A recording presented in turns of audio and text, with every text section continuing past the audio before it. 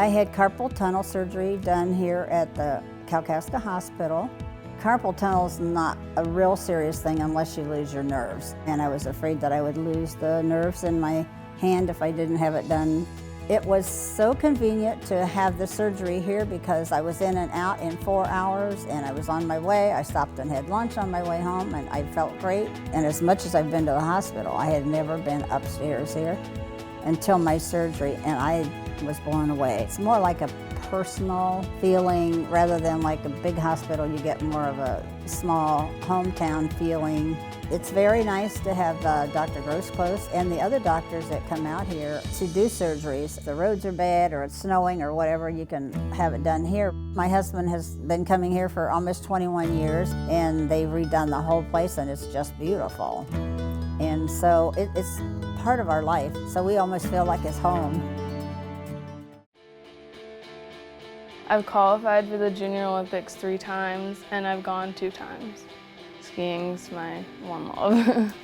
I was in track and I was going over the hurdles. The whole bottom part of my leg just collapsed to the side. And I knew right then I tore my ACL.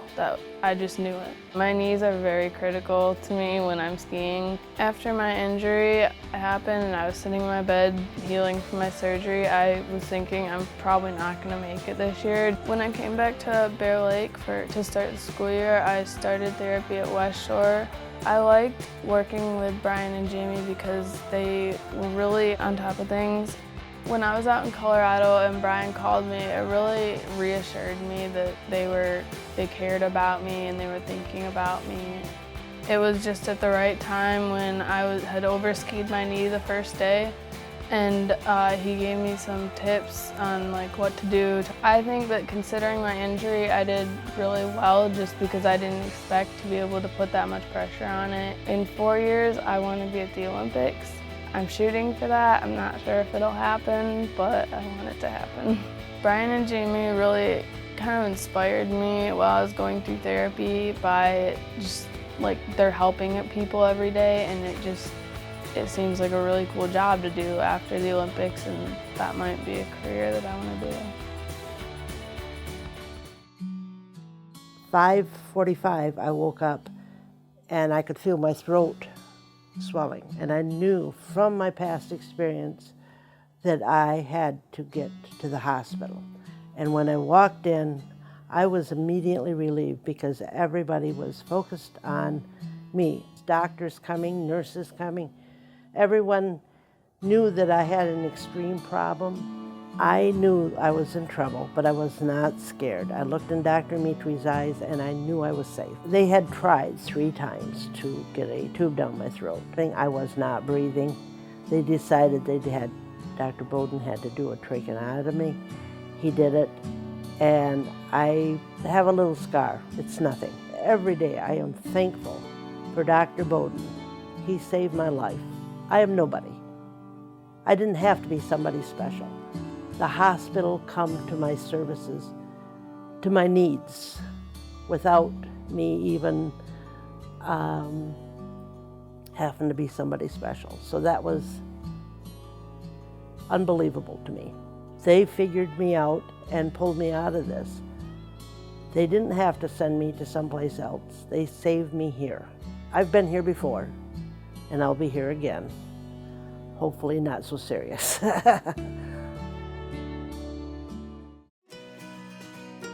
Started out as just a typical day. All of a sudden, I had a pain where it stopped me in the middle of a sentence. So we went to the hospital, and I was feeling some pretty severe pain by this time. They thought I was having a heart attack. When Dr. Moffat came in, they had already identified what the problem was. I was told I was going to have laparoscopic surgery for my gallbladder removal, which meant only 3 small incisions that today you couldn't even tell where they were put in. He explained to me that we were very fortunate that we could be doing this procedure at OMH, because without the equipment that OMH had, I would have had to go to an alternate hospital. It all went very, very well. Woke up the next few hours after the fact, felt fine, The hospital was incredible, the people were incredible. I would like to say how grateful I am that OMH had the surgeons, the equipment, the facility, the help of all the staff right here in our backyard. The surgery was done on a Tuesday. I was at a social event on a Friday and I was playing hockey by Sunday. And I don't think you could have a better experience. It was Christmas and I found a lump and I didn't want to tell anyone. I was terrified because I didn't know what to expect. I was the first person in my family to ever have breast cancer. It's devastating at first and you just, everything stops. You just can't think. Now, as I look back on it, I had the best of everything. Our radiologist came in, he sat down next to me and told me, you need to see a surgeon right away. I picked Dr. Svitkovich because he's a very kind person and very knowledgeable, way outside of his own specialty. He did 4 surgeries in the space of 8 weeks, 16 months total treatment, which was also a shock to me because I had no idea. I see people that have cancer, but I don't realize that it's going on forever, like a year and a half. You think a few doses of chemo, they're good to go, but they're really not. The thing I'm probably most grateful for is my friends and family. They were troopers. You know, they stuck with me, even though I was mean sometimes. And my hospital. That's my family, actually, when I think about it. I've worked at the hospital for 34 years. When I was sick, they kept me going. They never say, you know, you look terrible, because you really do look terrible. It was just another day. They were so kind. You need to have total faith in your health care. It's in God's hands and those people. Probably the one thing I would say to the people that I work with is how kind they are and to keep doing what you're doing.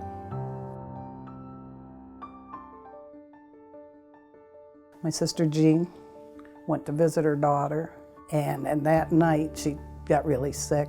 I was going up the steps and something just went. And that was the last I knew for 3 days. They had to take her into the hospital, Allegiant Hospital in Jackson. Finally, they figured they had everything under control. They sent her home. She was going to be home for Christmas. Christmas Day, I couldn't get her. I kept trying to call, didn't answer, so I sent my husband down, running down here. She was so bad, she didn't even know us, who we were. So I just called the ambulance and they took her to Munson. She had the E. coli infection. Jean was at Munson approximately 2 weeks. And they had it under control enough to send her to Paul Oliver to finish out. When I was at Munson, they were pretty good to me.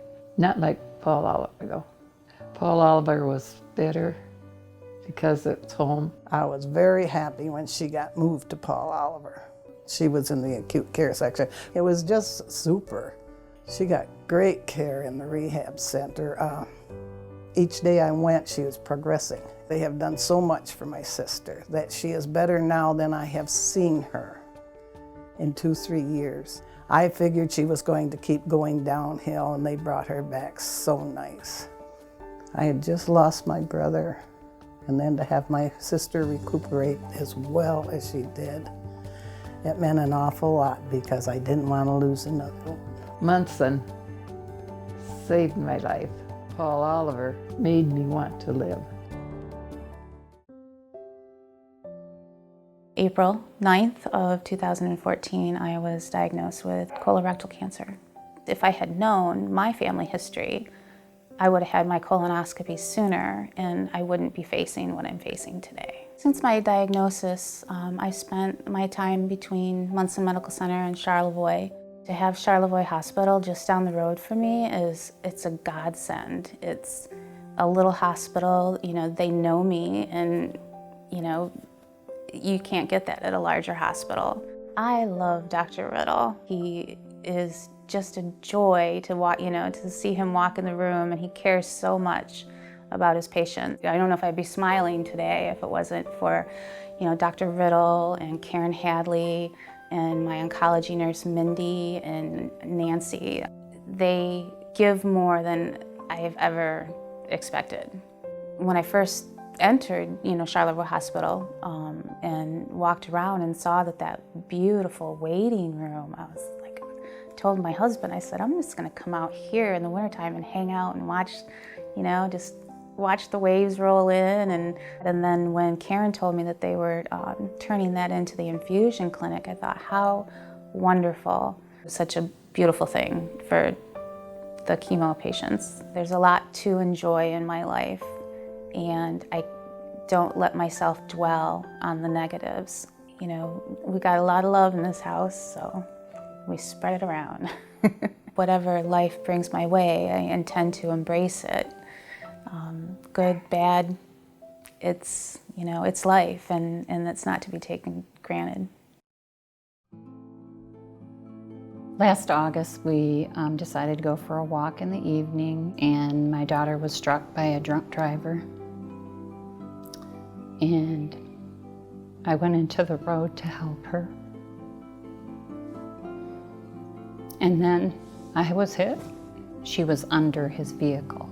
I had to push the truck so that I could see her. After I got to her, I checked her. I thought, okay, she's breathing.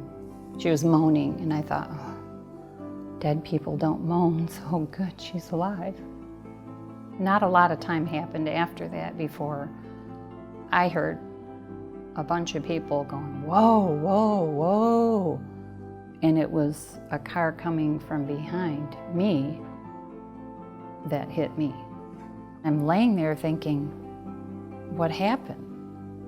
We were both laying on the pavement waiting for an ambulance. The whole time, Jordan is right next to me within an arm's reach so that I could touch her. North Flight came for Jordan, and we were separated.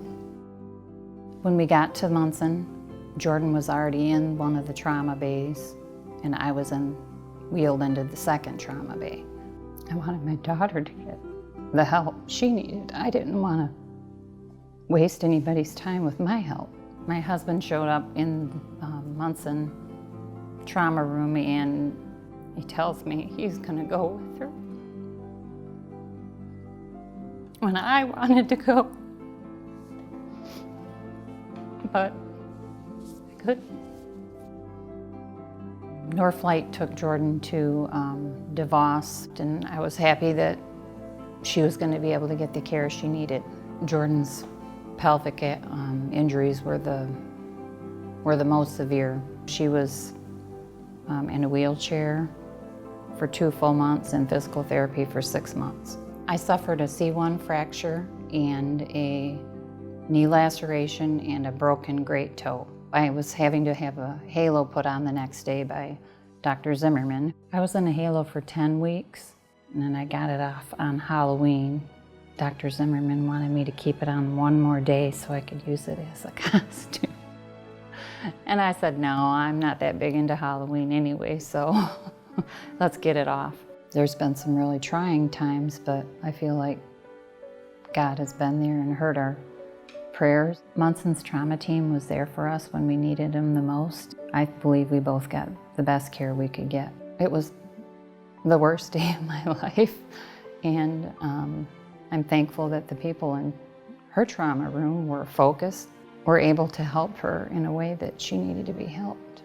I'm most thankful for being alive and having my family every day.